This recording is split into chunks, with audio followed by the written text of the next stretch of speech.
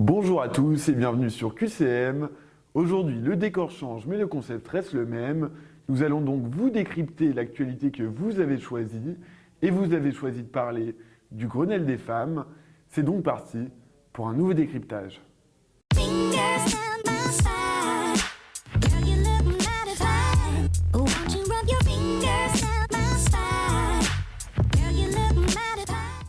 C'est le lundi 25 novembre que s'est terminé le Grenelle pour lutter contre les violences conjugales. Une date hautement symbolique, d'une part parce qu'elle intervient seulement 2 jours après la manifestation contre les féminicides, et d'autre part car c'était la journée internationale contre les violences faites aux femmes.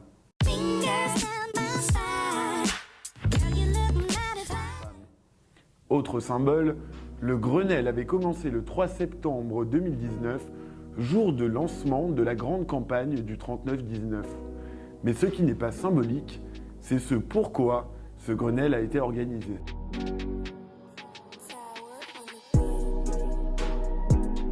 Alors qu'Emmanuel Macron a fait de l'égalité femmes-hommes la grande cause de son quinquennat, l'année 2019 restera tristement célèbre pour son nombre élevé de féminicides. Cette année, une femme meurt tous les 2 jours sous les coups de son compagnon ou de son ex-compagnon. On n'avait plus de tels chiffres depuis l'année 2012.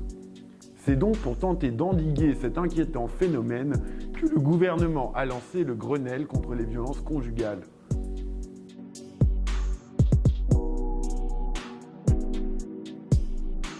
En un mot, ce sont des rencontres, 100 pour être exact, qui ont eu lieu partout en France.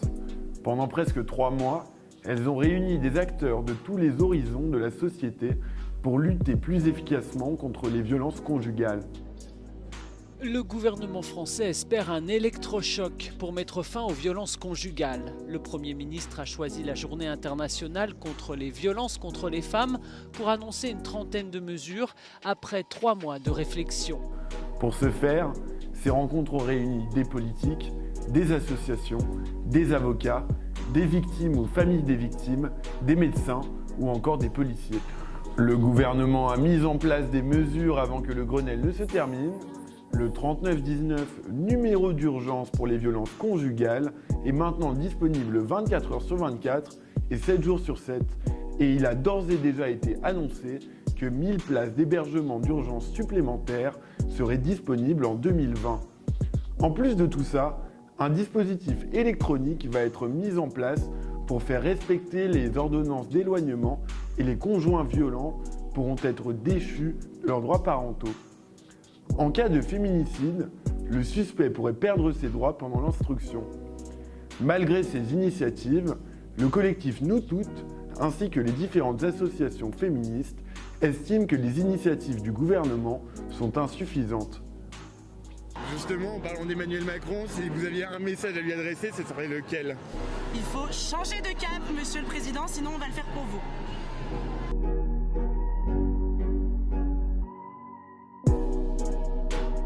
Lors de la marche du samedi 23 novembre, un slogan est revenu sur le fond violet des affiches de Nous Toutes. Ce slogan, c'est 1 milliard pour les violences sexistes et sexuelles. Ce milliard, la secrétaire d'État à l'égalité femmes-hommes, Marlène Schiappa, assure qu'il a été débloqué. Certes, il l'a été, mais seul un quart de cette somme l'a été pour la France.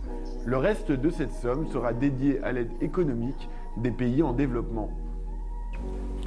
Parmi les mesures prises grâce à ce Grenelle, il y a celles que nous avons déjà citées, mais aussi de l'argent investi dans la formation des profs et des policiers, des moyens supplémentaires pour l'accueil et la protection des victimes et de leurs enfants. Une mesure est particulièrement symbolique, la levée du secret médical pour le personnel médical qui prend en charge les victimes de violences conjugales. Le but, trouver coûte que coûte les auteurs de ces violences.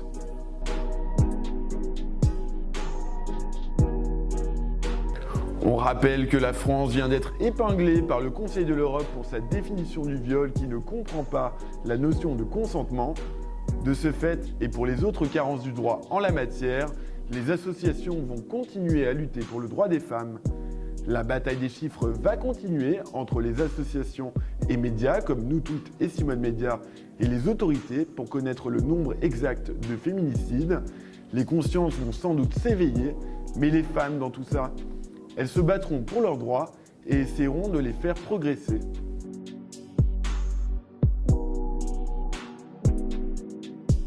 C'est la fin de cette vidéo, merci de nous avoir suivis. N'hésitez pas à partager ou à nous suivre. Bonne semaine à toutes et à tous.